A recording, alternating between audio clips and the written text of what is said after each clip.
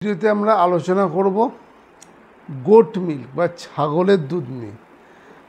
ছাগ দুগ্ধ বা ছাগলের দুধ আমাদের আয়ুর্বেদের ক্লাসিক্যাল টেক্সট অনুযায়ী খানিকটা লঘু গুণযুক্ত, কারণ এর ছাগল জল পান করে কম এবং ছাগল যে গাছ খেয়ে বেঁচে থাকে, যে তৃণভোজী, এবং তারা যে খাবারটা খায় বা যে গাছগুলো তারা খাবার হিসাবে নেয় সেই গাছগুলো হচ্ছে কটু এবং তিক্ত গুণযুক্ত।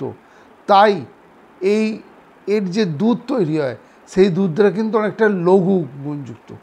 ছাগলের দুধ মেনলি বিভিন্ন সোস বা ইমাসিয়েশন যেখানে থাকে বা যেখানে ডায়রিয়া আছে বা রক্তপিত্ত, ডিপসনিয়া এবং ক্রনিক ফিভার, এই রোগের ক্ষেত্রে ইউজ করা যায়।